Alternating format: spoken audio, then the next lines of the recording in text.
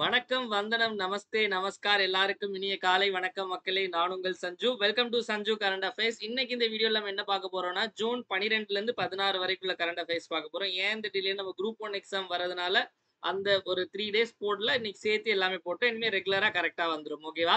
So நம்ம கிளாஸ்க்குள்ள போயிடலாம் மக்களே. எப்பவும் போல கிளாஸ் ஸ்டார்ட் பண்றதுக்கு முன்னாடி லாஸ்ட் கிளாஸ்ல என்ன பார்த்தோமோ, அத ஒரு வாட்டி ரிவைஸ் பண்ணிட்டு இன்னைக்கான கிளாஸ்க்குள்ள போவோம். அந்த வகையில ஜூன் 11ஆம் தேதியுடைய ஃபிளாஷ்பேக் பார்த்துடலாம். SBI pays dash dividend to government for financial year 2025 2025 நிதியாண்டில் SBI அதாவது ஸ்டேட் பேங்க் ஆஃப் இந்தியா அரசாங்கத்திற்கு எவ்வளவு ஈவுத்தொகையை வழங்குகிறது அப்படின்னு பாத்தீங்க அப்படின்னா 8076.84 கோடி. Option C. அடுத்த கேள்வி, where was the BRICS parliamentary forum 2025 BRICS நாடாளுமன்ற கூட்டம் 2025 எங்கு நடைபெற்றது அப்படின்னா பிரேசில். Option C. அடுத்த கேள்வி, which country ban 12 countries from entering its nation எந்த நாடு 12 நாடு மக்கள் தங்கள் நாட்டிற்குள் நுழைய தடை விதித்தது அப்படின்னா அமெரிக்கா. Option B.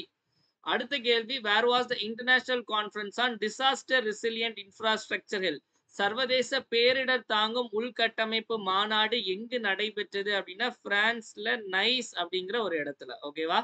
அடுத்த கேள்வி, who is appointed as the deputy chief of army staff ராணுவ துணை தளபதியாக நியமிக்கப்பட்டவர் யாருன்னா ராஜீவ் காய். Option A. அடுத்த கேள்வி, what is India's population estimation in 2025 according to UN ஐக்கிய நாடுகள் சபையின்படி 2025ஆம் ஆண்டில் இந்தியாவின் மக்கள் தொகை மதிப்பீடு வந்து 1.46 billion. Option C. Which Indian cricketer was inducted into ICC Hall of Fame recently சமீபத்தில் ஐசிசி ஹால் ஆஃப் ஃபேமில் சேர்க்கப்பட்ட இந்திய கிரிக்கெட் வீரர் வந்து Mahendra Singh Dhoni. Option A. International day of play என்னைக்கு அப்படின்னா நமக்கு ஜூன் 11. இப்போ இன்னைக்கான கரண்ட் அஃபேர்ஸ்குள்ள போயிடலாம். June 12 to 16. ஸோ 12 to 16 போறோம்னா நம்மளோட மெட்டீரியல்ஸ்ல அதாவது யூனிட் 8ல நம்ம Thirukkural plus 3000 one-liner question and answers கொடுத்துருந்தோம். குரூப் 1 எக்ஸாம்ல நிறையவே கொஸ்டின் வந்து அதோட ப்ரூஃப்லாம் நம்ம இனி டெலிகிராம்ல அட்டாச் பண்ணுவோம். ஸோ அந்த பிடிஎஃப் வேணும்னா 519. அதே மாதிரி 1 year current affairs PDF June 2024 இருந்து மே 2025 வரைக்கும் இதுவும் 599. ஸோ தமிழ் இங்கிலீஷ் எது வேணாலும் நீங்க இது பண்ணிக்கலாம். ரெண்டும் சேர்த்து வாங்கணும்னு நினைக்கிறோம் 1099. குரூப் 4 குரூப் 2 எக்ஸாமுக்கு யூஸ்ஃபுல்லா இருக்கும். ஓகேவா? ஸோ இப்போ கிளாஸ்க்குள்ள போயிடலாம் மக்களே. நம்ம நேஷனல் நியூஸ் போயிடலாம். முதல்ல நேஷனல் நியூஸ்ல ஃபர்ஸ்ட் கண்டென்ட் பாத்தீங்க அப்படின்னா which is the first state to bring all urban local bodies under a single platform அனைத்து நகர்ப்புற உள்ளாட்சி அமைப்புகளையும் ஒரே தளத்தின் கீழ் கொண்டு வந்த முதல் மாநிலம் எது? அர்பன் லோக்கல் பாடிஸ்னு கொடுக்கலாம், இல்ல யூஎல்பின்னு கொடுத்து ஃபுல் ஃபார்ம்னா அர்பன் லோக்கல் பாடிஸ். ஓகேவா? புரிஞ்சுக்கோங்க. உள்ளாட்சி அதாவது நகர்ப்புற உள்ளாட்சி அமைப்புகள் அப்படின்னா முனிசிபாலிட்டி கார்பரேஷன்லாம் இருக்குல்ல, இதுதான் வந்து அர்பன் லோக்கல் பாடிஸ் அப்படின்னு சொல்றது. அதாவது இப்போ ஒரு ஒரு ஒரு இது எடுத்துக்கோங்க. இப்ப நம்ம தமிழ்நாடு எடுத்துக்கோங்க. தமிழ்நாட்டுல பாத்தீங்க அப்படின்னா நமக்கு நிறைய முனிசிபல் கார்பரேஷன் இருக்கு. சரி, எல்லாத்தையும் சேர்த்து ஒரே பிளாட்ஃபார்ம் கீழ ஒரே தளத்துக்கு கீழ கொண்டு வந்து வர மாதிரி ஒரு இது. ஸோ இது எங்க பண்ணிருக்காங்கன்னா தமிழ்நாட்டுல இல்ல, மத்திய பிரதேசத்துல. ஸோ மத்திய பிரதேஷ்ல வந்து இங்க ஒரு பிளாட்ஃபார்ம்னா ஒண்ணும் இல்ல, ஒரு வெப்சைட்னு வச்சுக்கோங்களேன். அந்த இதுக்குள்ளேயே எல்லாமே நீங்க பாத்துக்கலாம். ஸோ அந்த வெப்சைட்டுடைய பேர் என்ன அப்படின்னா இ நகர்பலிகா.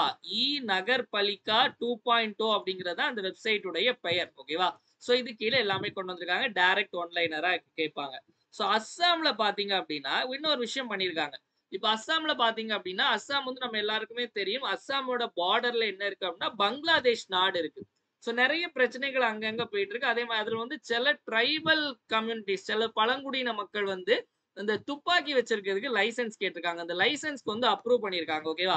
சோ அப்போ என்னன்னு கேட்பாங்க, அதாவது ஆர்ம்ஸ் லைசென்ஸ் ஸ்கீம்னு ஒண்ணு கொண்டு வந்திருக்காங்க. ஓகேவா?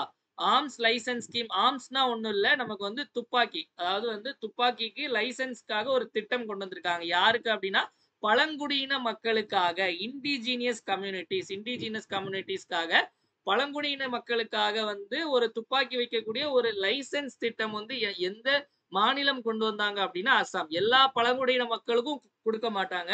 பங்களாதேஷ் பார்டர்ல இருக்கக்கூடிய சில பழங்குடியின மக்களுக்கு கொடுப்பாங்க. ஓகே, இது அஸ்ஸாம் பத்திர நியூஸ். கோவா பத்தி ஒரு நியூஸ் இருக்கு. கோவா பத்தி என்ன நியூஸ் அப்படின்னு பாத்தீங்க அப்படின்னா, அது பார்த்துட்டு இருக்கக்கூடிய அந்த 90s கிட்ஸ் 2K கிட்ஸ்க்குலாம் தெரிஞ்சிருக்கும். பசங்களுக்கு தெரிஞ்சிருக்கும். பொண்ணுங்களுக்கும் 1, 2 பொண்ணுங்களுக்கு தெரிஞ்சிருக்கலாம். ஓகேவா? அது கோவானாலே பார்ட்டி அந்த மாதிரி ஒரு மைண்ட் செட் இருக்கா?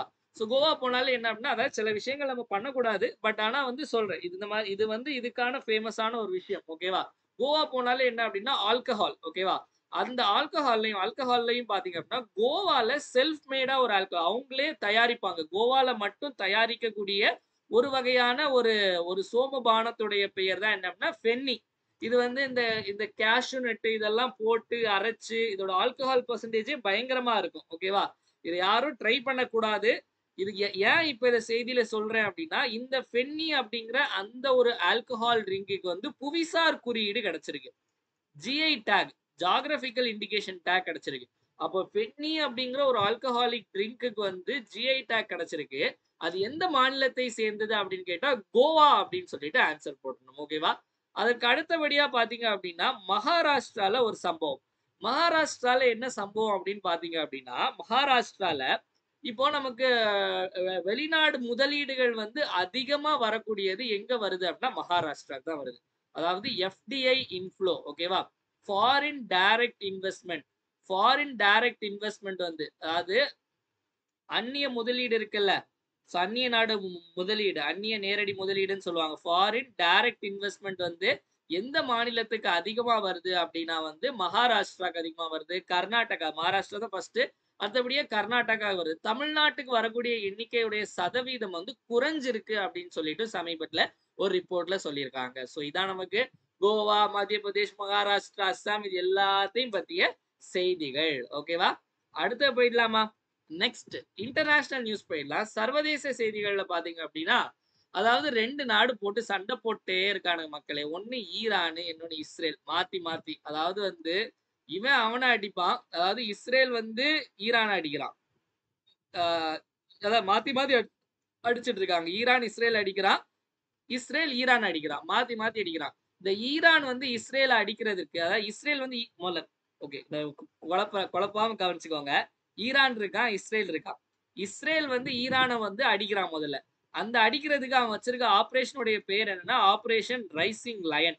ஆபரேஷன் ரைசிங் லயன் அப்படிங்கிற பேர்ல இஸ்ரேல் வந்து ஈரான் அடிக்கிறான். எங்கெல்லாம் அடிக்கிறான்னா அவனுடைய நியூக்ளியர் இதெல்லாம் எங்கெல்லாம் வச்சிருக்கானோ அதை டார்கெட் பண்ணி அடிக்கிறான். அவனோட மிலிட்டரி அந்த ஸ்டேஷன் எல்லாம் டார்கெட் பண்ணி அடிக்கிறான். அதுக்கு ரிட்டாலியேட் பண்ணி ஈரான் வந்து இஸ்ரேல் அடிக்கக்கூடிய மிலிட்டரி ஆபரேஷனுடைய பேர் வந்து ஆபரேஷன் ட்ரூ ப்ராமிஸ் 3. ஓகேவா? அப்போ ட்ரூ ப்ராமிஸ் 3 அப்படிங்கிறது வந்து ஈரான் இஸ்ரேல் அடிக்கிறது. ஆபரேஷன் ரைசிங் லைன் அப்படிங்கிறது இஸ்ரேல் வந்து ஈரான் அடிக்கிறது. புரியுதா? அப்ப இங்க கேள்வி என்ன கேட்டிருக்கோம்? Which country launched operation true promise 3? Operation true promise 3 எந்த நாடு தொடங்கியது அப்படின்னு கேட்டாங்கன்னா ஈரான். அடுத்த கேள்வி அப்படியே வந்துட்டீங்க அப்படின்னா which country launched operation rising lion? Operation rising lion எந்த நாடு தொடங்கியது அப்படின்னு கேட்டா இஸ்ரேல். புரியுதா? சோ ரெண்டுத்துக்கும் உள்ள வித்தியாசம். இது என்ன என்ன சண்டை அப்படிங்கிறது தனியா ஒரு வீடியோ போட்டு நம்ம டீடைலா நான் உங்களுக்கு சொல்றேன். ஓகேவா? ஸோ ரைசிங் லைன்னா இஸ்ரேலு. அதே மாதிரி வந்து ட்ரூ ப்ராமிஸ் அப்படின்னு பாத்தீங்க அப்படின்னா ஈரான். ரெண்டுத்துக்குள்ள வித்தியாசம் புரிஞ்சுக்கோங்க. அதுக்கு அதே மாதிரி இன்னொரு விஷயம் உங்ககிட்ட ஷேர் பண்ண நினைச்சேன். அதாவது என்ன அப்படின்னா இந்த உலக நாடுகள்ல எல்லாம் அதாவது இப்ப நம்மலாம் வந்து ஒரு 3 வேளை சாப்பிட்டுட்டு இருக்கோம். தண்ணி இருக்கு, எந்த பிரச்சனையும் இல்லாம இருக்குன்னு வச்சுக்கோங்களேன். நம்ம பாட்டு ஒரு எக்ஸாம் படிச்சுட்டு இருக்கோம். எல்லாமே ஓரளவு அதாவது நம்ம கஷ்டப்பட்டாலும் சாப்பாடுக்கு வந்து அட்லீஸ்ட் ஒரு 2 வேளையாவது கண்டிப்பா எல்லாரும் சாப்பிட்டுருப்பீங்க. ஓகேவா? ஆனா இப்போ ஒரு நாட்டுல என்ன பண்றாங்க அப்படின்னா அந்த நாடு வந்து உணவு பஞ்சத்தினால என்ன பண்றாங்க அப்படின்னா யானை இருக்குல்ல, யானைய வெட்டி அந்த மக்களுக்கு வந்து சாப்பாடா கொடுக்குறாங்க. இதுக்கு முன்னாடியே நான் கிளாஸ்ல ஒரு வருஷம் முன்னாடியே இத பத்தி பேசியிருப்பேன். ஓகேவா? இப்போ மறுபடியும் இந்த நாட்டுல பண்றாங்க. சோ எந்த நாடு அப்படின்னு இந்த மாதிரி கேட்டா இது வந்து எக்ஸாம்ல கேட்கலாம், கேட்காம இருக்கலாம். பட் ஜெனரலா சில விஷயம் தெரிஞ்சுக்கோங்க. இந்த மாதிரி விஷயங்கள்லாம் நடந்துட்டு இருக்கு உலக நாடுகள் மத்தியில அப்படின்னு. சிம்பாவேல 50 யானைகளை வந்து வெட்டுறதுக்கு கல்லிங் அப்படின்னு சொல்லுவாங்க. ஓகேவா? கல்லிங் வெட்டுறதுக்கு வந்து ஆர்டர் கொடுத்துட்டாங்க. அந்த வெட்டி அந்த அந்த மீட் அந்த அந்த அந்த ஆட்டிறைச்சி, கோழி இறைச்சி, மாட்டிறைச்சி கேள்விப்பட்டிருப்போம். இது வந்து என்னன்னா யானை இறைச்சி. இந்த யானை இறைச்சிய மக்களுக்கு உடைய பசி தீர்க்கிறதுக்காக கொடுக்கிறது. இதான் சிம்பாவேல இப்போ பண்றாங்க. ஓகேவா? சோ அடுத்த கேள்வி பாத்தீங்க அப்படின்னா டைகர் கிளா is the special exercise between India and tiger கிளா என்பது இந்தியாவிற்கும் எந்த நாட்டிற்கும் இடையிலான சிறப்பு பயிற்சியாகும். அதாவது இது இந்தியன் ஏர்போர்ஸ்க்கும் அமெரிக்கன் ஏர்போர்ஸ்க்கும் இடை நடைபெறக்கூடிய ஒரு ஸ்பெஷல் எக்ஸசைஸ். ஓகேவா? இந்தியாவுக்கும் அமெரிக்கா இடையே உள்ளது. இப்போ இந்தியாவுக்கும் அமெரிக்காவுக்கும் இடையே இந்த மிலிட்டரி எக்ஸசைஸ்லாம் நிறைய இருக்கும். ஸோ வந்து ஒரு 2 முக்கியமான எக்ஸசைஸ் சொல்றேன். எக்ஸாம்ல கேட்டாங்க அப்படின்னா ஆன்சர் போட்டுருங்க. ஓகேவா? அதாவது வஜ்ர பிரஹார். வஜ்ர பிரஹார் அப்படிங்கிறது இந்தியாவுக்கும் அமெரிக்காவுக்கும் இடையானது. அதே மாதிரி வஜ்ர பிரஹார். அதே மாதிரி வந்து யுத் அபியாஸ் அப்படிங்கிறது. இந்த யுத்த அபியாஸ் அப்படிங்கிறதும் இந்தியாவுக்கும் அமெரிக்காவுக்கும் இடையானது. ஓகேவா? இந்தியாவுக்கும் அமெரிக்காவுக்கும் இடையானது. அதே மாதிரி இன்னொரு முக்கியமான ஒரு நியூஸ் என்ன அப்படின்னா, அதாவது உலகத்திலேயே எப்படி உலகத்திலேயே மிகப்பெரிய சரக்கு கப்பல், அதாவது container ship, world's largest container ship வந்து முதல் முறையா இந்தியாவுக்கு வந்துருக்கு. ஓகேவா? சோ வந்து அந்த அந்த கப்பலுடைய பெயர் என்ன அப்படின்னா நல்லா நோட் பண்ணிக்கோங்க. MSc arena. எம்எஸ்சி அரீனா அப்படிங்கிறதா உலகத்திலேயே வேர்ல்ட்ஸ் லார்ஜஸ்ட் கண்டெய்னர் ஷிப், உலகின் மிகப்பெரிய கண்டெய்னர் கப்பல் வந்து இந்த எம்எஸ்சி அரீனா. இது எந்த நாட்டினுடையது அப்படின்னா லிபேரியா நாடு கொடிதான் இதுல இருக்கும். இது இந்தியால வந்து எங்க வந்திருக்கு அப்படின்னா விழிஞ்சம் போர்ட், கேரளா. விழிஞ்சம் போர்ட் கேரளாவுக்கு வந்திருக்கு. ஸோ இது சமீபத்துல செய்திகள்ல வந்துச்சு. இதையும் நோட் பண்ணி வச்சுக்கோங்க. MSC Arena, Liberia, Vizhinjam, Kerala. ஓகேவா? அடுத்தது நெக்ஸ்ட் பாசெக்ஸ். இப்ப டைகர் கிளா அப்படின்னு பார்த்தோம். PASSEX is the joint naval exercise between India. பாசெக்ஸ் என்பது இந்தியாவிற்கும் எந்த நாட்டிற்கும் இடையிலான கூட்டு கடற்படை பயிற்சி ஆகும் அப்படின்னு கேட்டிருக்காங்க. ஸோ அதுக்கு முன்னாடி நிறைய பேர் வந்து நம்ம கிட்ட குரூப் 2க்கான டெஸ்ட் பேட்ச் கேட்டிருந்தீங்க மக்களே. ஜூன் 23ஆம் தேதி குரூப் 2க்கான டெஸ்ட் பேட்ச் ஸ்டார்ட் ஆக போது. பிலிம்ஸ் டெஸ்ட் பேட்ச் மொத்தம் 38 டெஸ்ட் இருக்கு. ஓகேவா? இல்ல நீங்க 2 பேட்சா இருக்கும். ஒன்னு general studies plus general English எடுத்துக்கலாம், இல்ல general studies plus general Tamil எடுத்துக்கலாம். ஜிஎஸ் கேள்வி தமிழ்லயும் இருக்கும், இங்கிலீஷ்லயும் இருக்கும். உங்களுக்கு இதுல புக் வைஸ் டெஸ்ட் போகும். அதே மாதிரி வந்து அதுக்கடுத்து சிலபஸ் வைஸ் டெஸ்ட், அதுக்கடுத்து ஃபுல் டெஸ்ட், பட்ஜெட் டெஸ்ட் எல்லாமே உங்களுக்கு இதுல இருக்கும். ஓகேவா? ஸோ இந்த பேட்ச் வந்து ஜூன் 23 ஜூன் 22 ஜாயின் பண்றதுக்கான லாஸ்ட் டேட்டு. ஸோ 94452756 நம்ம நம்பர் உங்க எல்லாத்தையும் இருக்கும்னு நினைக்கிறேன். இந்த நம்பருக்கு நீங்க பே பண்ணி ஜாயின் பண்ணிக்கலாம். டெஸ்டுடைய ஃபீஸ் வந்து 2499. ஓகேவா? இந்த டெஸ்ட் பேட்ச் ஆல்ரெடி நம்ம டெலிகிராம் லான்ச் பண்ணியாச்சு. யூடியூப்ல இன்னும் அனௌன்ஸ் பண்ணல. இப்பதான் ஃபர்ஸ்ட் அனௌன்ஸ் பண்றோம். ஸோ யாரெல்லாம் குரூப் 2க்காக ஸ்பெசிஃபிக்கா படிக்கிறீங்களோ அது இதுக்குள்ள ஜாயின் பண்ணிக்கலாம். ஓகேவா? குரூப் 1 முடிச்சாச்சு. நம்ம குரூப் 2க்காக இனி அடுத்து உட்காரலாம். ஸோ இப்போ பாசெக்ஸ் அப்படிங்கிறது இந்தியாவுக்கும் யூகேக்கும் இடையே. யூகேனா யுனைடெட் கிங்டம். ஓகேவா? பேசேஜ் எக்ஸசைஸ், அதாவது பாசெக்ஸ் அப்படிங்கிற ஃபுல் ஃபார்ம் என்ன அப்படின்னு பாத்தீங்கன்னா பேசேஜ் எக்ஸசைஸ் அப்படிங்கிறதா இதனுடைய ஃபுல் ஃபார்ம். இந்தியாவுக்கும் யூகேக்கும் இடையானது அப்படிங்கறத ஞாபகம் வச்சுக்கோங்க. ஓகேவா? ஸோ யூகேன்னு சொன்னோடனே வந்து நமக்கு ஜூன் 12ஆம் தேதி ஒரு துயரமான ஒரு சம்பவம் நடைபெற்றது. எதை பத்தி பேசுறேன்னு தெரிஞ்சிருக்கும். அகமதாபாத்ல பிளைட் கிராஷ்ல 240 பேருக்கு மேல இறந்துட்டாங்க. என்ன சொல்றதுன்னு தெரியல. அதாவது அடுத்த நிமிஷம் நிச்சயம் இல்லாத ஒரு வாழ்க்கையா இருக்கு. என்ன அது யோசிச்சாலே ஒரு மாதிரி இதா இருக்கு. தெரிஞ்சிருக்கும்னு நினைக்கிறேன். நியூஸ்ல படிச்சிருப்பீங்க. இன்னைக்குமே அதாவது அது நினைச்சா என்ன இன்னொரு கஷ்டமா இருக்கு அப்படின்னா, அதாவது இறந்து போனவங்களுடைய பாடி ஐடென்டிஃபை பண்றது, அதாவது எல்லாமே கருகி போயிருக்கு. என்ன அப்படின்னா அவங்க ஃபேமிலி ரிலேட்டிவ்ஸ கூப்பிட்டு டிஎன்ஏ டெஸ்ட் எடுத்து அதன் மூலமா ஐடென்டிஃபை பண்றாங்க. ஸோ அந்த அளவுக்கு இருக்கு. அதுலயும் ஒருத்தர் வந்து எஸ்கேப் ஆயிருக்காரு. அவர்லாம் வந்து அது மரணத்தை போய் யமனை போய் பார்த்துட்டு வந்த மாதிரிதான். இன்னொருத்தங்க பாத்தீங்க அப்படின்னா டிராபிக்னால போயிட்டு வந்து அந்த பிளைட்டை பிடிக்க முடியல. அதனால நல்லா புரிஞ்சுக்கோங்க. நம்ம லைஃப்ல சில விஷயங்கள் தாமதமா நடக்குது. ஒரு எக்ஸாம் லேட்டா கிளியர் பண்ண போறோம். எக்ஸாம் ஃபர்ஸ்ட் இதுல கிளியர் ஆகல அப்படின்னா அதை விட ஒரு பெரிய வாய்ப்பு நமக்கு கிடைக்க போகுதுன்னு அர்த்தம்னு வச்சுக்கோங்க. ஓகேவா? சப்போஸ் இப்ப நீங்க ஒரு எக்ஸாம் வந்து நல்லா பண்ணல, ஐயோ நல்லா பண்ணியிருந்தா நான் வேலைக்கு போயிருக்கேன். மேபி அந்த வேலையில உங்களுக்கு ரொம்ப கஷ்டமாயி ரொம்ப ஸ்ட்ரெஸ் ஆயிருக்கலாம். ஓகேவா? அதனால நடப்பது எல்லாமே நல்லதுக்குன்னே நினைச்சுக்கோங்க. ஓகேவா? சோ அடுத்து பாத்தீங்க அப்படின்னா where was the conquest exercise military exercise. Conquest ராணுவ பயிற்சி எங்க நடைபெற்றது? ஓகேவா? இது வந்து ஒரு நிறைய நாடுகள் பங்கேற்கிறது. முக்கியமா பாத்தீங்கன்னா இந்தியா பங்கேற்கும், அமெரிக்கா பங்கேற்கும், மங்கோலியா பங்கேற்கும், இந்த மாதிரி. ஓகேவா? சோ இது வந்து எங்க நடைபெறுது அப்படின்னு பாத்தீங்க அப்படின்னா மங்கோலியால தான். சோ மங்கோலியால நம்ம ஆல்ரெடி பார்த்துப்போம். உலான் பாட்டார் அப்படிங்கிற ஒரு இடம் இருக்கு. உலன் பாதர் அப்படிங்கிற ஒரு இடம். இந்த இடத்துல தான் வந்து இந்த கான்குவெஸ்ட் அப்படிங்கிற ராணுவ பயிற்சி நடைபெறுது. ஓகேவா? இப்ப இந்தியாவுக்கும் மங்கோலியாவுக்கும் இடையான ராணுவ பயிற்சி ஒண்ணு பார்த்திருப்போம். ஞாபகம் இருக்கா? நொமாடிக் எலிஃபண்ட் அப்படிங்கிறது வந்து இந்தியாவுக்கும் மங்கோலியாவுக்கும் இடையான கூட்டு ராணுவ பயிற்சி. ஓகேவா? சோ இது வந்து கான்குவெஸ்ட் அப்படிங்கிறது நிறைய நாடுகள் பங்கேற்கக்கூடியது. அதுல இந்தியாவும் போய் பங்கேற்கிறாங்க. ஓகேவா? நெக்ஸ்ட் பாத்தீங்க, அதாவது சாதி மதம் அப்படின்னு சொல்லிட்டு நம்ம எல்லாம் அடிச்சுக்கிட்டு இருக்காங்க நம்ம ஊர்ல கம்மி, மத்த ஊர்லாம்.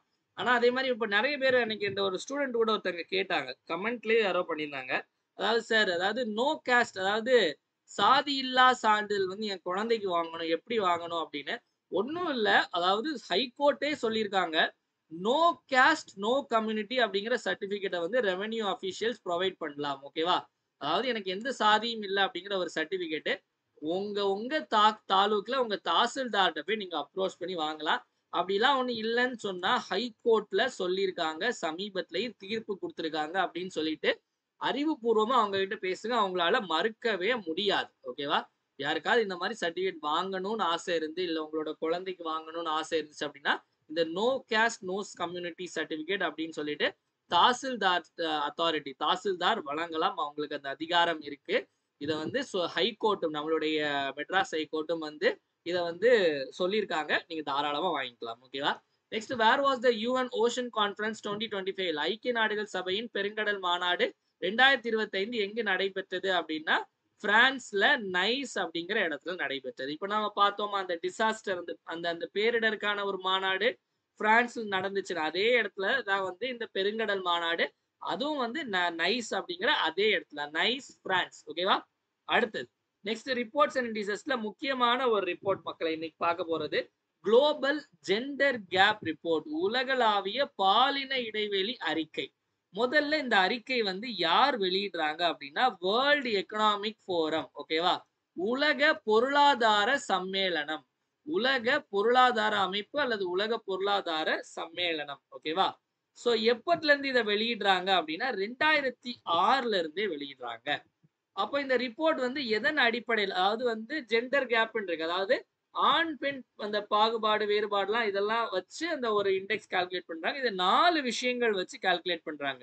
முதல் விஷயம் பாத்தீங்க அப்படின்னா எக்கனாமிக் பார்ட்டிசிபேஷன், பொருளாதார பங்களிப்பு. பொருளாதார பங்களிப்பு. அதே மாதிரி பாத்தீங்க அப்படின்னா கல்வி, எந்த அளவுக்கு கல்வி பெற்றிருக்காங்க. யாரோ திட்டுறாங்க போல. கல்வி. அதற்கு அடுத்தது பாத்தீங்க அப்படின்னா ஹெல்த். ஓகேவா? நம்மளுடைய ஊட்டச்சத்து. அதற்கு அடுத்தது வந்து பொலிட்டிக்கல் எம்பவர்மெண்ட். ஓகேவா? சோ அரசியல்ல அவங்களுடைய பங்களிப்பு, அவங்களுடைய முன்னேற்றம். இந்த 4ஐயும் வச்சுதான் இந்த இண்டெக்ஸ் இந்த ரிப்போர்ட்டை வந்து எழுதுறாங்க. இந்த ரிப்போர்ட்ல கடந்த பல வருடங்களா யார் முதல் இடத்துல இருக்காங்க அப்படின்னா ஐஸ்லாண்ட் அப்படிங்கிற நாடு தான் முதல் இடத்துல இருக்காங்க. அவன் முதல் இடத்துல இருக்கிறது யாரு? ஐஸ்லாண்ட். 2வது இடத்துல இருக்கிறது வந்து பின்லாந்து. 3வது இடத்துல இருக்க நார்வே. இந்த ஸ்காண்டினேவியன் நாடுகள்னு சொல்லுவாங்க. இந்த யூரோப்ல இந்த மேல இந்த சைடுல கொஞ்சம் நாடுகள் இருக்கும். Island, Finland, Norway, Switzerland, Denmark. இந்த ஒரு 5-6 நாடுகள் தான் பாத்தீங்க அப்படின்னா உலகத்துல என்ன ஒரு ரிப்போர்ட், எந்த ஒரு இண்டெக்ஸ், ஒரு குறியீடுகள் எடுத்துட்டாலும் அவங்க தான் ஃபர்ஸ்ட் இருப்பாங்க. சோ இதுல ஐஸ்லாண்ட் வந்து ரொம்ப வருடங்களா ஃபர்ஸ்ட் இருக்காங்க. மொத்தம் 148 நாடுகளை வந்து சர்வே பண்ணியிருக்காங்க. அந்த ரிப்போர்ட் எடுத்திருக்காங்க. 148வது இடத்துல கடைசி இடத்துல இருக்கிறது யார் அப்படின்னா நம்ம பங்காளி பாகிஸ்தான். ஓகேவா? சோ பாகிஸ்தான். இந்தியா எத்தனாவது இடம் அப்படின்னா இந்தியா 131வது இடம். இந்தியாவுடைய ரேங்க் 131. சோ இது எல்லாமே அந்த ரிப்போர்ட்டை பத்தின டீடைல்டான அனாலிசிஸ். ஓகேவா? சோ அடுத்து பாத்தீங்க அப்படின்னா விளையாட்டு செய்திகள். விளையாட்டு செய்திகள்ல பாத்தீங்க அப்படின்னா which country one the ICC world test championship 2025. So அதே மாதிரி வந்து கரண்ட் அஃபேர்ஸ் சப்ஸ்கிரிப்ஷன்ல மே 3rd வீக் வரைக்கும், அதாவது குரூப் 1க்கு படிக்கிற வரைக்கும் உங்களுக்கு நம்ம சென்ட் பண்ணியிருப்போம். மே 4th வீக்கும் June 1st week and 2nd week வந்து இன்னொரு 3 டேஸ்ல சப்ஸ்கிரிப்ஷன் ஸ்டூடெண்ட்ஸ்க்கு உங்களுக்கு எல்லாருக்கும் வந்துடும். ஓகேவா? வித் டெஸ்டோட. ஸோ இந்த ஐசிசி வேர்ல்ட் டெஸ்ட் சாம்பியன்ஷிப் 2025 வந்து யார் ஜெயிச்சாங்கன்னு கேட்டிருக்காங்க. அதாவது சில டீம் வந்து ஜெயிச்சா நம்மளே ஜெயிச்ச மாதிரி ஒரு ஃபீல் இருக்கும். ஓகேவா? சோ அதுல வந்து என்ன அப்படின்னா இந்த வாட்டி சவுத் ஆப்பிரிக்கா, அதாவது இது வரைக்கும் எந்த ஒரு கோப்பையுமே ஜெயிச்சது இல்லை. எப்படி ஐபிஎல்ல வந்து பெங்களூர் வந்து ஒரு 17 வருஷமா அவங்க கப்பே ஜெயிக்காம இருந்தாங்களோ சவுத் ஆப்பிரிக்காவும் அதே மாதிரிதான். நிறைய போட்டிகள் ஐசிசி கோப்பைகள் இதுவரைக்கும் ஜெயிச்சதே இல்லை. முதல் வாட்டி ஜெயிச்சிருக்காங்க தேம்பா பாவுமா அவர்களுடைய கேப்டன்சில. பாவுமா அவருடைய கேப்டன்சி, அதாவது வேர்ல்ட் டெஸ்ட் சாம்பியன்ஷிப்ல வந்து யாரெல்லாம் ஃபைனல்ஸ் ஆடினாங்க அப்படின்னா ஆஸ்திரேலியா வெர்சஸ் சவுத் ஆப்பிரிக்கா. இதுல சவுத் ஆப்பிரிக்கா ஜெயிச்சிட்டாங்க. மேன் ஆஃப் த மேட்ச் யார் அப்படின்னா எய்டன் மார்க்ரம் தான் மேன் ஆஃப் த மேட்ச். போட்டி எங்க நடைபெற்றது அப்படின்னா லார்ட்ஸ் கிரிக்கெட் ஸ்டேடியம் லண்டன்ல. ஓகேவா? லார்ட்ஸ் லண்டன் நடைபெற்றது. சவுத் ஆப்பிரிக்கா ஜெயிச்சிட்டாங்க. ஓகேவா? டன். அடுத்தது which team won the bronze medal at the 2025 IIHF women's Asia cup. ஐஐஹெச்எஃப்னா என்ன அப்படின்னா அதாவது ice hockey, international ice hockey federation. சாதா ஹாக்கி இல்ல, இது ஐஸ் ஹாக்கி. இந்த ஐஸ் ஹாக்கில முதல் முறையா நம்ம இந்தியாவுடைய பெண்கள் அணி, இந்தியாவுடைய பெண்கள் அணி வந்து வெண்கல பதக்கம் ஜெயிச்சிருக்காங்க. Bronze medal. போட்டி எங்க நடைபெற்றது அப்படின்னா யுஏஇ, யுனைடெட் அரப் எமிரேட்ஸ்ல தான் இந்த போட்டி நடைபெற்றது. அதுல நம்மளுடைய சிங்க பெண்கள் வந்து என்ன பண்ணிருக்காங்க அப்படின்னா வெண்கல பதக்கம் வென்றிருக்காங்க. ஓகேவா? அடுத்தது இம்பார்ட்டன்ட் டேஸ் போயிடலாம். வேர்ல்ட் பிளட் டோனர் டே. ஓகேவா? வேர்ல்ட் பிளட் டோனர் டே, உலக ரத்த தானம் செய்பவர்கள் தினம் எப்போ அப்படின்னா ஜூன் 14ஆம் தேதி. ஏன் ஜூன் 14ஆம் தேதி? முதல்ல இந்த நாள் வந்து 2000 இது எப்போ வந்து இந்த எஸ்டாப்ளிஷ் பண்ணாங்க அப்படின்னா இந்த நாளை 2004ல. ஓகேவா? இது வந்து ஏன் இந்த நாள்னா ஜூன் 14 1868ல ஒருத்தர் பிறந்தாரு. யார் அப்படின்னா கார்ல் லான்ஸ்டீனர் அப்படிங்கிற ஒருத்தர். கார்ல் லான்ஸ்டீன் அப்படிங்கிற ஒரு ஆஸ்திரியாவை சேர்ந்த ஒரு சயின்டிஸ்ட். ஓகேவா? அதாவது இந்த ஏபிஓ அப்படிங்கிற இந்த பிளட் குரூப் எல்லாம் வந்து கண்டுபிடிச்சது வந்து யார் அப்படின்னா இந்த கார்ல் லான்ஸ்டீனர். அதனால அவருடைய பிறந்த தினத்தை வந்து, அதாவது ரத்தத்தை கண்டுபிடிச்சவருடைய அந்த ரத்தத்தினா டிஸ்கவர், இன்வென்ட் பண்ணலாம் இல்ல, டிஸ்கவர் பண்றது. அதனால அவருடைய பிறந்த தினத்தை தான் வந்து என்ன பண்றாங்க, உலக ரத்த தானம் செய்பவர்கள் தினமா வந்து கொண்டாடுறாங்க. இந்த வருஷத்துக்கான தீம், ஒவ்வொரு வருஷத்துக்கும் ஒவ்வொரு கருப்பொருள் இருக்கும். இந்த வருஷத்துக்கான என்ன அப்படின்னா கிவ் பிளட் கிவ் ஹோப். அதாவது ரத்தம் கொடுங்கள், நம்பிக்கையும் கொடுங்கள் அப்படின்னு சொல்லியிருக்காங்க. Give blood give hope. அதே மாதிரி வந்து together together we save lives. அது இந்த மாதிரி பெருசா இருந்தாலே கேட்க மாட்டான், பட் ஜஸ்ட் தெரிஞ்சு வச்சுக்கோங்க. Give blood give hope together we save life. நிறைய ஸ்டூடெண்ட்ஸ் வந்து கமெண்ட் பண்ணும்போது, சார் இந்த தீம்லாம் நீங்க சில விஷயங்கள் சொல்ல மாட்டீங்க, நீங்க அதெல்லாம் சொல்லுங்க சார் அப்படின்னு. ஏன் சில டேஸ்க்கு நான் தீம் சொல்ல மாட்டேன் அப்படின்னா, பெருசா இருந்தா பெரிய அளவு கேட்க மாட்டேன். இதுவரை கேட்டது இல்ல. ஓகேவா? ஸோ அதனால ஜஸ்ட் நீங்க கேட்டதுக்காக சொல்றேன், பட் தெரிஞ்சு வச்சுக்கோங்க. கிவ் பிளட் கிவ் ஹோப் அப்படிங்கறது ஞாபகத்துல வச்சுக்கோங்க. ஓகேவா? அடுத்தது இன்டர்நேஷனல் ஆல்பினிசம் அவேர்னஸ் டே. சர்வதேச ஆல்பினிசம் விழிப்புணர்வு தினம் வந்து எப்போது அனுசரிக்கப்படுகிறது அப்படின்னா ஜூன் 13. ஆல்பினிசம்னா பாத்தீங்க அப்படின்னா நீங்க சில பேரை பார்த்திருக்கலாம். அதாவது இது ஒரு வகையான ஒரு ஒரு குறைபாடு. அதாவது உடம்பு ஃபுல்லாவே ரொம்ப ஒயிட் பிங்கிஷ் கலரா இருப்பாங்க. புரிஞ்சிருக்கும்னு நினைக்கிறேன் நான் சொல்றதை வச்சு. உங்களுக்கு பார்த்துருப்பீங்க, உங்களுக்கு கெஸ் பண்ண முடியும். அந்த போட்டோ நான் போடல இங்க வேணாம் அப்படின்னு சொல்லிட்டு. அந்த மாதிரி ஓகே. அந்த அது வந்து ஒரு ஒரு வகையான ஒரு குறைபாடு. ஸோ அந்த குறைபாடுடைய பேர் தான் ஆல்பினிசம். இந்த ஆல்பினிசத்துக்கான விழிப்புணர்வு தினம் வந்து எப்போ கொண்டாடப்படுது அப்படின்னா வந்து ஜூன் 13ஆம் தேதி. அதுக்கு அடுத்தது world day against child labour. உலக குழந்தை தொழிலாளர் எதிர்ப்பு தினம் எப்போது அனுசரிக்கப்படுகிறது அப்படின்னு சொல்லி கேட்டிருக்காங்க. குழந்தை தொழிலாளர் எதிர்ப்பு தினம் அப்படிங்கிறது ஜூன் 12ஆம் தேதி. இந்த வேர்ல்ட் சைல்ட் லேபர் டே அப்படிங்கறத எப்பத்துல இருந்து கொண்டாடுறாங்க அப்படின்னு பாத்தீங்க அப்படின்னா 2002ல இருந்தே கொண்டாடுறாங்க மக்களே. இந்த சைல்டு குழந்தை அப்படின்னா வந்து 14 வயசு கீழே இருக்க எல்லாத்தையும் குழந்தை. ஏன்னா நமக்கு இந்த சைல்ட் லேபர் ப்ரொடெக்ஷன் ஆக்ட்னு ஒன்று இருக்கு. குழந்தை தொழிலாளர் தடுப்பு சட்டம் அப்படின்னு சொல்லிட்டு 1986ல ஒன்று கொண்டு வந்தாங்க. அதன்படி 14 வயசு கீழே இருக்கவங்க எல்லாமே குழந்தைங்களா தான் கன்சிடர் பண்ணுவாங்க. ஸோ இந்த நாளுக்கான ஒரு கருப்பொருள் இருக்கு. ஸோ இதுவும் வந்து பெருசா தான் இருக்கு. பெரிய அளவுக்கு கேட்கறதுக்கான வாய்ப்புகள் வந்து மிக மிக மிக மிக குறைவு. ஓகேவா? Progress is clear. Progress is எப்படி? Progress is clear but there's more to do. But there is more to do. அதாவது முன்னேற்றம் வந்து தெளிவா தெரியுது, ஆனா இன்னும் நிறைய பண்ணலாம். Let's speed up efforts. ஓகேவா? இன்னும் வந்து நம்மளுடைய முயற்சிகளை வந்து துரிதப்படுத்தணும் அப்படின்னு சொல்லிட்டு சொல்லியிருக்காங்க. இவ்வளவு பெருசாலாம் கேட்க மாட்டாங்க. ஏன்னா அதான் இந்த மாதிரி கேட்க மாட்டாங்க. இப்போ கொஸ்டின் பேப்பர்லாம் குரூப் 1 கொஸ்டின் பேப்பர் பார்த்த வரைக்கும் அதாவது தனியா குரூப் 1 கொஸ்டின் பேப்பர் பத்தி ரிவ்யூ நான் போடுறேன். அதாவது வந்து என்ன அப்படின்னா பேப்பர் வந்து ரொம்ப லென்த்தியா இருக்கு. அதாவது வந்து நார்மலா இங்க எல்லாம் தெரிஞ்சு கிளியரா போட்டாலே வந்து கண்டிப்பா வந்து ஒரு ஒரு கிட்டத்தட்ட அதுவே வந்து ஒரு 2 மணி நேரம், ஐ மீன் ஒரு 2.5 மணி நேரம் ஆயிடும். ஏன்னா ஒவ்வொன்றையும் வாசிக்கிறது பேப்பர் ரொம்ப லென்த்தி. அதாவது பேஜஸ் இன்க்ரீஸ் பண்ணிட்டாங்க. அப்போ வந்து கொஸ்டின் எல்லாமே நிறைய ஸ்டேட்மெண்ட் வைஸ் கொஸ்டினா இருக்கு. ஆனா ஒரு நல்ல விஷயம் என்ன பண்ணிருக்காங்க அப்படின்னா இந்த பேர் ஒன்லி, 1 பேர் ஒன்லி, 2 பேர் ஒன்லி, 3 பேர் ஒன்லி, 4 பேர் ஒன்லி, இந்த இணைகள் இத்தனை இணைகள் அந்த மாதிரி கொடுக்கல. அந்த மாதிரி கொடுத்தா இன்னுமே பேப்பர் வந்து ரொம்ப ரொம்ப வந்து நம்ம எழுதுறதுக்கே டைம் இல்லாம போயிருக்கும்.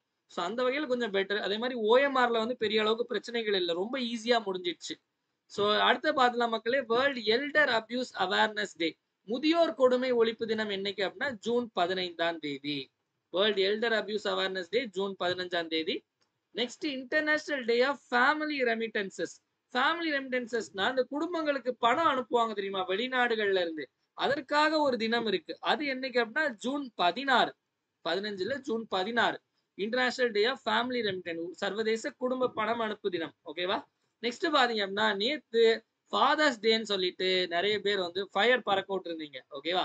ஃபாதர்ஸ் டே ஜூன் 15 அப்படிங்கிறது கிடையாது மக்களே. என்ன அப்படின்னா இப்போ மதர்ஸ் டே அப்படிங்கிறது எப்போ கொண்டாடுவோம்? அதாவது அன்னையர் தினம் அப்படிங்கிறது வந்து மே மாதத்துல உள்ள 2வது செகண்ட் சண்டே தான் வந்து அன்னையர் தினம். ஓகேவா? ஃபாதர்ஸ் டே அப்படிங்கிறது எப்போ அப்படி கொண்டாடும் அப்படின்னா, ஜூன் மாதத்துல 3வது சண்டே. அது ஒவ்வொரு வருஷம் மாறுபடும். அதனால தான் 2025ன்னு போட்டேன். 2025ல நமக்கு 3வது சண்டே பார்த்தீங்க அப்படின்னா, நமக்கு ஜூன் 15. ஸோ அதனால வந்து இந்த டே. ஓகேவா? புரியுதா உங்களுக்கு? டன். அடுத்த போயிடலாமா? ஏன்னா நமக்கு வந்து ஜூன் 1ஆம் தேதியே வந்து சண்டேன்னு நினைக்கிறேன். ஆமா. அந்த மாரி தான் நினைக்கிறேன். ஓகே. அடுத்த போயிடலாமா? ஸோ நெக்ஸ்ட் பார்த்தீங்க அப்படின்னா, ஆல்ரெடி சொல்லிட்டேன். நம்மளோட மெட்டீரியல்ஸ் வேணும்னு நினைக்கிறவங்க 9445275642 அப்படிங்கிற இந்த நம்பருக்கு நீங்க 1099 ஜிபே இல்ல ஃபோன்பே பண்ணிட்டு வாட்ஸ்அப்ல ஸ்கிரீன்ஷாட் அனுப்பி நீங்க இந்த பிடிஎஃப் வாங்கிக்கலாம். பிரிண்ட் அவுட் போட்டு படிச்சுக்கலாம்.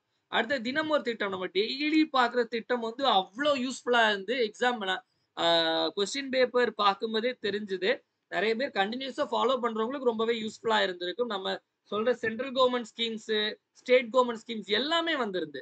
ஸோ இப்ப நம்ம பார்க்கக்கூடிய திட்டம் வந்து பிரதான் மந்திரி மாத்ரு வந்தனா யோஜனா. பிரதான் மந்திரி மாத்ரு வந்தனா யோஜனா அப்படிங்கிறது வந்து ஜனவரி 1, 2017. அதான் நான் எக்ஸாம்க்கு நான் நிறையலாம் சொல்ல மாட்டேன் ஸ்கீம்ல. ஒரு 2, 3 லைன் தான் சொல்லுவேன். அது மட்டும் தான் வந்திருந்து. ஓகேவா? ஜனவரி 1, 2017 ஆரம்பிச்சாங்க. ஓகேவா? இந்த ஸ்கீம் வந்து யாருக்கானது அப்படின்னு பார்த்தீங்க அப்படின்னா, அதாவது தாய்மார்களுக்கானது. இப்போ வந்து கர்ப்பிணி பெண்கள் இருப்பாங்கல்ல. ஸோ கர்ப்பிணி இப்போ வந்து பிரெக்னன்ட் ஆயிட்டாங்க அப்படின்னா, அவங்களுக்கு வந்து ஒரு உதவித்தொகை மாரி குடுக்குறது. அதாவது இந்த ஸ்கீம்ல படி பார்த்தீங்க அப்படின்னா, ரூ. 5000 குடுக்குறாங்க. இந்த பிரதான் மந்திரி மாத்ரு வந்தனா யோஜனா படி. அடுத்து ஒரு ரூ. 1000 வந்து ஜனனி சுரக்ஷா யோஜனான்னு ஒண்ணு இருக்கு. அதன் மூலமா வரும். ஒரு ரூ. 6000 கிட்டத்தட்ட இன்ஸ்டால்மென்ட்ல குடுப்பாங்க. ஓகேவா? பிரெக்னன்ட் ஆனதுலேருந்து அது குழந்தை பிறக்கிற வரைக்கும் இந்த அமௌண்ட்ட வந்து இன்ஸ்டால்மென்ட்ல குடுப்பாங்க. இது வந்து எந்த பெண்களுக்கெல்லாம் குடுப்பாங்க அப்படின்னா, அதாவது அதாவது சோசியலி அண்ட் எக்கனாமிக்கலி பேக்வர்டா இருக்கக்கூடிய மக்கள். ஓகேவா? சமூக மற்றும் பொருளாதாரத்தில் பின்தங்கி இருக்கக்கூடிய பெண்கள் குடுப்பாங்க. ஓகேவா? இப்போ வந்து எஸ்சி, எஸ்டியா இருக்கலாம். இல்ல வந்து இந்த பிலோ பாவர்ட்டி லைன் வறுமை கோட்டுக்கு கீழ இருக்கலாம். அதே மாரி வந்து அந்த மாரி மொத்தமா இந்த மாரி வந்து சோசியலி அண்ட் எக்கனாமிக்கலி பேக்வர்டா இருக்கக்கூடிய தாய்மார்களுக்கு குடுக்கக்கூடிய 2 குழந்தைகளுக்கு வரைக்கும் இந்த இந்த திட்டம் வந்து எலிஜிபிள். இப்போ புரொவைடட் 2வது குழந்தை வந்து பெண் குழந்தையா இருக்கணும். ஓகேவா? இவ்வளவும் படிச்சுடலாம். சொன்ன பாயிண்ட்ஸ் மட்டும் நோட் பண்ணிக்கோங்க போதும். அடுத்து கமெண்ட் யுவர் ஆன்சர் செக்ஷன்ல லாஸ்ட் கிளாஸ்ல கேட்ட question. Nuclear test ban treaty அணு ஆயுத தடை ஒப்பந்தம் கையெழுத்தான ஆண்டு 1963 1963 ஆப்ஷன் சி. ஓகேவா? சோ நெக்ஸ்ட் பாத்தீங்க அப்படின்னா இன்னைக்கான கேள்வி. when did the British Parliament enact the Indian Independence Act? British நாடாளுமன்றத்தில் இந்திய சுதந்திர சட்டம் எப்பொழுது இயற்றப்பட்டது? March 1947, July 1947, June 1947, August 1947. சரியான ஆன்சர் என்ன அப்படிங்கிறத மறக்காம கமெண்ட் செக்ஷன்ல கமெண்ட் பண்ணுங்க மக்களே. வீடியோ லைக் பண்ணாம பார்த்துட்டு இருக்கவங்க மறக்காம ஒரு லைக் பண்ணிட்டு வீடியோ பாருங்க. அதே மாதிரி சஞ்சு கரண்ட் அஃபேர்ஸ் அப்படிங்கிற ஒரு டெலகிராம் சேனல் இருக்கு. அதோட டிஸ்கிரிப்ஷன்ல அதோட நம்மளோட வீடியோ டிஸ்கிரிப்ஷன்ல லிங்க் கொடுத்துருக்கேன். அதை கிளிக் பண்ணி ஜாயின் பண்ணிக்கலாம். இல்ல டெலகிராம்ல போய் சஞ்சு கரண்ட் அஃபேர்ஸ் டைப் பண்ணாலும் வரும். இதுல நம்ம டெய்லி சிஏ குவிஸ் போடுவோம். அதே மாதிரி ப்ரீவியஸ் இயர் கொஸ்டின்கான ஒரு ஃப்ரீ டெஸ்ட் சீரிஸ் போயிட்டு இருக்கு. இது போக உங்களுக்கு வந்து நம்ம வந்து தினமணி நியூஸ் பேப்பர் கட்டிங் போடுவோம். அதே மாதிரி வந்து தி ஹிந்து நியூஸ் பேப்பர் கட்டிங், அதே மாதிரி நம்மளுடைய பேட்ச் டீடைல்ஸ், ஏதாவது இம்பார்ட்டன்ட் நோட்டிபிகேஷன் ஆஃபர்ஸ் எல்லாமே இதுல நம்ம அப்டேட் பண்ணுவோம். மறக்காம சஞ்சு கரண்ட் அஃபேர்ஸ் அப்படிங்கிற டெலகிராம் சேனல், இன்ஸ்டாகிராம் சேனல் எல்லாத்தையும் வந்து ஃபாலோ பண்ணுங்க. இவ்வளவு நேரம் நிறைய விஷயங்கள் பார்த்தோம். ஒரு டைம் எல்லாத்தையும் ரிப்பீட் பார்த்துலாம். என் கூட சேர்ந்து நீங்களும் ஆன்சர் போடுங்க. which is the first state to bring all urban local bodies under a single platform? அனைத்து நகர்ப்புற உள்ளாட்சி அமைப்புகளும் ஒரே தளத்தின் கீழ் கொண்டு வந்த முதல் மாநிலம் வந்து மத்திய பிரதேசம். ஓகேவா? சோ அதே மாதிரி இன்னொரு விஷயம் என்ன அப்படின்னா, பெங்களூரை வந்து இப்ப என்னன்னு சொல்றாங்க அப்படின்னா லெப்பர்ட் கேபிட்டல் ஆஃப் இந்தியா. ஓகேவா? அதிகமான சிறுத்தைகள் வந்து இருக்கக்கூடிய இடம் வந்து பெங்களூர். அதாவது சிட்டி படி பார்க்கும்போது. ஓகேவா? சோ பெங்களூரை வந்து லெப்பர்ட் கேபிட்டல் ஆஃப் இந்தியா. ஓகேவா? நெக்ஸ்ட் பாத்தீங்க அப்படின்னா which country launched operation true promise 3? Operation true promise 3 எந்த நாடு தொடங்கியது அப்படின்னா ஈரான். அதே இது which country launched operation rising lion? Operation rising lion எந்த நாடு தொடங்கியது அப்படின்னு கேட்டா இஸ்ரேல். அடுத்தது பாத்தீங்க அப்படின்னா டைகர் கிளா is the special exercise between India and. Tiger கிளா என்பது இந்தியாவிற்கும் எந்த நாட்டிற்கும் இடையிலான சிறப்பு பயிற்சியாகும் அப்படின்னு பாத்தீங்க அப்படின்னா இந்தியாவுக்கும் அமெரிக்காக்கும். அடுத்த கேள்வி, PASSEX is the joint naval exercise between India and. பாசெக்ஸ் என்பது இந்தியாவிற்கும் எந்த நாட்டுக்கும் இடையேயான கூட்டு கடற்படை பயிற்சி அப்படின்னு கேட்டிருக்காங்க. இந்தியாவுக்கும் யூகேக்கும் இடையானது. அடுத்த கேள்வி, where was the conquest military exercise? Conquest ராணுவ பயிற்சி எங்க நடைபெற்றது அப்படின்னா மங்கோலியால. அடுத்தது where was the UN ocean conference 2025 ஐக்கிய நாடுகள் சபையின் பெருங்கடல் மாநாடு 2025 எங்க நடைபெற்றது அப்படின்னா பிரான்ஸ்ல நைஸ் அப்படிங்கிற இடத்துல. What is the rank of Indian global gender gap report 2025 உலகளாவிய பாலின இடைவெளி அறிக்கை 2025 இந்தியா எந்த இடத்தில் உள்ளது அப்படின்னு கேட்டாங்கன்னா 131 ஆப்ஷன் பி. அடுத்த கேள்வி விச் கண்ட்ரி வந்து ஐசிசி வேர்ல்ட் டெஸ்ட் சாம்பியன்ஷிப் 2025 2025 ஆண்டு ஐசிசி உலக டெஸ்ட் சாம்பியன்ஷிப்பை வென்ற நாடு எது அப்படின்னா South Africa. Which team won the bronze medal at 2025 ice hockey women's Asia cup 2025 ice hockey மகளிர் ஆசிய கோப்பையில் வெண்கல பதக்கம் வென்ற அணி இந்தியா தான். அடுத்த கேள்வி வேர்ல்ட் பிளட் டோனர் டே உலக இரத்த தானம் செய்பவர்கள் தினம் ஜூன் 14. அதற்கு அடுத்தது international albinism awareness day albinism விழிப்புணர்வு தினம் வந்து ஜூன் 13. அதற்கு அடுத்தது குழந்தை தொழிலாளர் எதிர்ப்பு தினம் world day against child labour வந்து June 12. World elder abuse awareness day முதியோர் கொடுமை ஒழிப்பு தினம் வந்து June 15. International day of family remittances அதாவது குடும்பங்களுக்கு பணம் அனுப்பும் தினம் வந்து அதுவும் நமக்கு ஜூன் 16. ஓகேவா. அதற்கு அடுத்தது தந்தையர் தினம் 2025 ஜூன் 15. வீடியோவோட எண்டுக்கு வந்தாச்சு மக்களே. வீடியோ பிடிச்சிருந்தா மறக்காம லைக் பண்ணுங்க, உங்க ஃப்ரெண்ட்ஸ் எல்லாருக்கும் ஷேர் பண்ணுங்க. வீடியோ யூஸ்ஃபுல்லா இருந்து நினைச்சீங்கன்னா மறக்காம கமெண்ட் செக்ஷன்ல வீடியோ எப்படி இருந்துச்சு அப்படிங்கறத கமெண்ட் பண்ணுங்க. ஏன்னா உங்களுடைய கமெண்ட்ஸ் தான் என்னுடைய பூஸ்ட், போனிட்டா, ஹார்லிக்ஸ், மைலோ, காம்ப்ளன் எல்லாமே. மறக்காம கமெண்ட் செக்ஷன்ல கமெண்ட் பண்ணுங்க. டெலிகிராம்ல போடுற குவிஸ், ப்ரீவியஸ் இயர் கொஸ்டின் எல்லாமே அட்டன் பண்ணுங்க. மீண்டும் வந்து நம்ம நாளை காலை 7 மணிக்கு கரண்ட் அஃபேர்ஸ் கிளாஸ் சந்திப்போம். நன்றி, வணக்கம். இந்த நாள் இனி நாளாக மீண்டும் வாழ்க தமிழ், வளர்க தமிழ்நாடு.